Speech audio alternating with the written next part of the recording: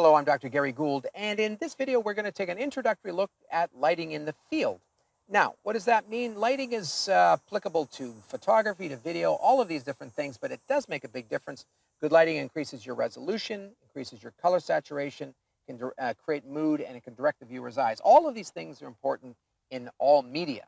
Now, what we're going to talk about in this particular video is we're going to look at three things that we should consider: lighting color temperature, the difference between hard and soft light, and the importance of camera placement. Those are the things that we're going to be talking about.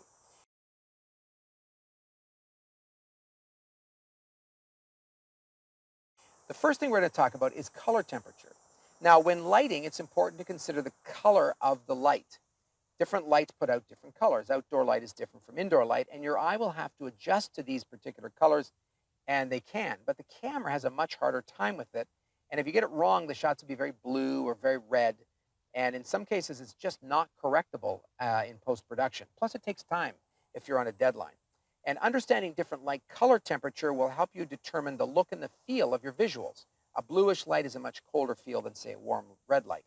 Indoor light tends to be more red, and outside light tends to be more blue, although it depends on the time of day. Sunrise, sunset is a different color than noon.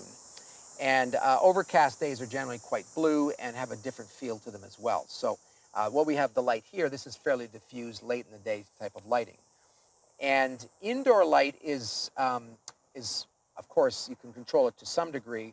Outdoor light, it's much more difficult. But it's important that you don't mix your lighting color temperatures. Either use the all indoor light or the outside light, because the camera won't be able to compensate for mixed lighting very easily. Now, color temperature is measured in degrees Kelvin. You can see from this chart the numbers that are assigned to different color temperatures. A light that is 3200 degrees K, or Kelvin, is a very warm light, which is flattering when you're shooting people. 5600 K is the color of daylight, and it's more blue. When you're buying a light bulb, you will see that there's a color temperature on the package. My suggestion is look for a warmer color temperature, something in the 3000 range, 3000, 3200 degrees Kelvin, and you get a nice warm light.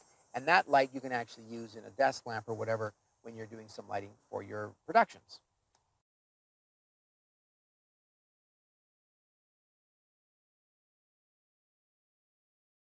Besides different colors of light, there's also different types of lights. We call them hard and soft light. Hard light is a direct light that results in very hard dramatic shadows. If it's not done right, there can be lots of hard unwanted shadows in people's faces. Some examples of a hard light are when you see direct sunlight or a desk lamp that's aimed directly at the person's face.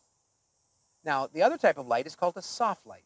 Soft light is a diffuse light which results in softer shadows, and it's much more flattering when you're shooting people.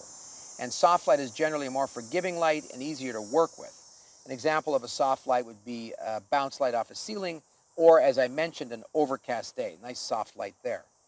So there are two types of lights, and you have to decide what's the look that you're going for. This particular light here is a diffuse soft light, which is quite comfortable.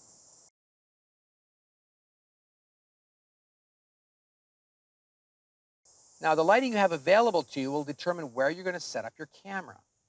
Where you put the camera is a key part of making your shot look fabulous, and lighting plays a big role in this. It's important to consider what the background will look like because you want to avoid distractions. So remember, you want your subject to be the brightest thing in the screen. Like here, I'm the brightest thing in the screen, so that's going to draw your eye to look at me. Probably the easiest available light source to work with is the sun. If it's outside and overcast, you get a really nice look like this one. But if it's inside, it's a bit trickier. If you're inside, try to avoid direct sunlight coming through the window. Pick a window that has nice soft lighting. Put a chair down and aim your subject towards the window where the light is coming from. Your camera should be in front of the window but not blocking the light on your subject's face. If you can control your lighting, you're going to have more choice what background you can use. But remember, at the end of the day, the brightest thing in the screen should be the subject's face. One final note about using lights that you can move. If the light's too harsh looking, in some cases you might want to bounce the light off a white wall, a white ceiling, maybe a white piece of foam board, and all of this will diffuse the light and soften it up and make it look a lot better. If you have to use overhead lights, you might want to use a white piece of Bristol board or foam board and have your subject hold that, and that will bounce the ceiling light up and under their chin, and they will look fabulous. Just make sure that the foam board isn't in the shot. In this video tutorial, we discussed the different types of colors that lights have. We talked about the types of light, hard and soft light, and we looked at the importance of camera placement. Remember, lighting is important, and if using sunlight, it changes throughout the course of the day. When I started this video, it's nice even lighting. And now, see these splotches of white light? You want to try to avoid that. So be aware of that also when you're shooting. Now that we've completed the tutorial, let's check our learning with a quiz. Well, that's our tutorial for today. I hope you found that helpful. Thanks for watching, and again, I'm Dr. Gary Gould.